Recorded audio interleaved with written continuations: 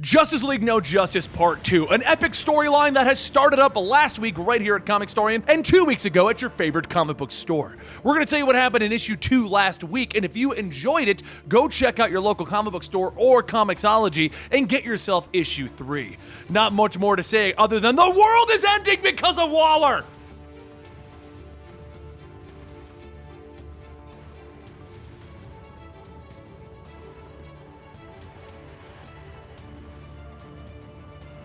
In our last video, we watched as Earth's heroes were gathered by Brainiac in an attempt to stop an evil that threatens to absorb the entire multiverse. With the source wall being broken, the four brothers, known as the Omega Titans, have come to assimilate the planets in a contest to prove who of them is the strongest. And just as Brainiac brought the heroes to his homeworld of Colu, back on Earth, Amanda Waller executed her own plan, and she inadvertently killed Brainiac. With the heroes up in space trying to figure out their next course of action without Brainiac, Amanda Waller makes her way to the Arctic Circle. As she drives closer to her destination, General Lane radios in, telling her that she needs to turn back right now. Amanda tells him that she needs him to shut up. She will not be turning back. This is far more important than her life or his ego. Task Force 11 is prepared to shut down any attack that comes within 60 miles of her location. Lane says that his intelligence shows that her psychics are all in a comatose state, and Amanda asks, who's he going to believe? The United States government or her? After a few moments of silence, Lane tells her that she has 1 hour, and she ends the radio transmission. As she parks her snowmobile, sighing and calling Lane an idiot, she steps out, and a green arrow is shot into the ground. Green Arrow himself then says, the next part of this conversation is going to be real easy. I know you're responsible for this, so tell me, where the hell is the Justice League? Meanwhile, over on Colu, the Titan of Wisdom begins to make his move on the planet. The people of Colu begin to run in panic, but they're not only running because of the Titan, they are running away from the heroes, shouting that our heroes are Brainiac's minions, wearing his technology. Flash yells to the people that they are actually here to help, and Superman tells them that it is no use. These drones are programmed to destroy anything associated with Brainiac. While the teams defend themselves from the drones, some of the teams begin to notice that their abilities aren't holding up like they used to. Harley says, yeah, well, that thing might have something to do with everyone's powers. Cyborg scans it and says that it's fascinating. It's like a real tree. It's made out of information and it's broadcasting a signal. This must be how the Omega Titans determine the dominant energy on a planet. And on this planet, it's wisdom.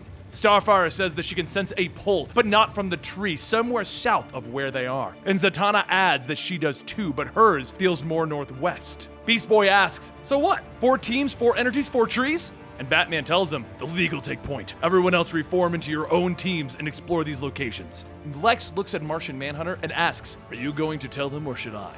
And Manhunter says, by all means. Lex steps in front of the group telling everyone, like it or not, Brainiac is one of the smartest beings to ever live. The next smartest, besides myself, have all lived here on Colu. They are currently running for their lives like frightened children. As much as it pains me to say, a lot of us don't come close to measuring up. We aren't going to solve this without their wits and will. Our best chance for survival is to follow the plan that Brainiac set. Remember this, if we fail, not only will Colu fail, but so will Earth. The nodes on your costumes are drawing you to the 4 energy poles. Brainiac said that they need to restart the 3 dying energies to counteract Wisdom's control. Superman says, Luthor's right. I wish he weren't, but we don't have any other leads. Batman looks at the teams and says that there's at least 1 leaguer per team. I could live with that. Damian grabs Batman and tells him, this is a bad idea. Are we really going to be trusting Brainiac and Luthor? And Batman tells him, that's enough. I was going to say it's the right decision. For now. We have a world to save. And Lex says, correction, teammate, we have 2 worlds to save. Back on Earth, Green Arrow pulls another arrow pointed at Amanda and tells her, 4 hours ago, every device in Queen Industries' satellite network exploded after tracing the signal it led to you. So the question is, what in God's name are you up to? Amanda ignores the question and says that if he's going to shoot her, just shoot. The world's going to end today, so either shoot her now and save her the trouble or get out of the way and let her do her damn job. Green Arrow says, not before you tell me what's going on. And Amanda sighs, pulling out a small device, using it to shoot a rope that ties Green Arrow up. She then says that after the invasion of the Dark Multiverse, the Justice League informed the government that the battle had broken the Source Wall. Their intelligence didn't know that there was even a wall at the edge of the universe. So when Brainiac came to Earth, she gathered up the world's most powerful psychics and ripped every piece of data out of his head. From what we've learned, Brainiac managed to put Earth next on the list for the space gods and blackmailed the heroes into fighting them on his home planet. So as for what she's doing here, she's cleaning up the mess that his pals left behind, because a few hundred feet from where they are now is the only thing that's going to save them. Now, if he and all of his superhero friends would just leave her alone, she'll get them out of this. Green Arrow says, "That's the thing, there's no other superheroes. It happened right after you went off the grid. The rest of the superheroes are in some kind of stasis. Brainiac must have implanted a failsafe. Why it went off, who knows? But we're on our own now."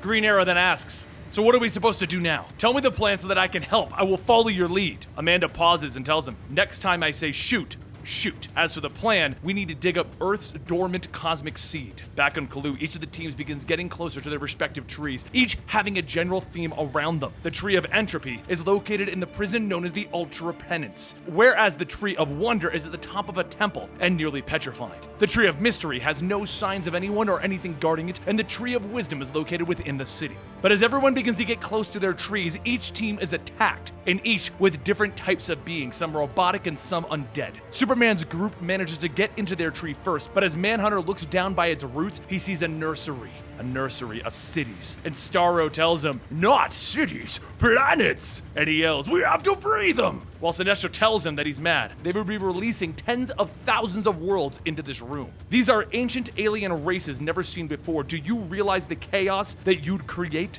And Manhunter tells him, "Not chaos, mystery."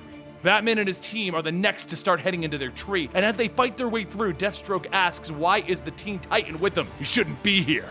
Lobo pulls Beast Boy aside and tells him, "Look, I know you're scared here, but you're on Team Crazy! Didn't what Deathstroke say make you want to let go? Throw yourself at his one good eye and not give a flying frag as to what happens next?" Beast Boy tells him, "Yeah, I can do that," and he transforms into a giant-like creature. But as all the teams begin to get closer to the source of the pull, they begin to feel something. Manhunter and Cyborg begin to reach out to the other teams, and there's something wrong with Brainiac's programming that's preventing them from doing so. Batman's team finally reaches the source of their pull, and through the shadows, a voice asks, "Did you really think that there was any hope for Cthulhu?" Brainiac may not have put his faith into the Earther heroes, but his plan required him at every step. The second that he died, this planet, as well as yours, was doomed. Lex asks, "Who the hell are you?"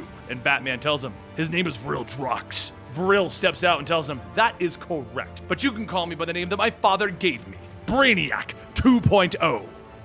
So now we have Brainiac 2.0. Scott Snyder is sending me for a crazy ride emotionally. I was super attached to Brainiac, and then he cried and died, and then he got brought back, and I was like, yay! Scott Snyder's messing with my emotions, and he's messing with yours as well. And if you want to know what Part 3 entails, go check out your local comic book store or Comicsology to get it now, or subscribe to our channel as we will be covering it next week.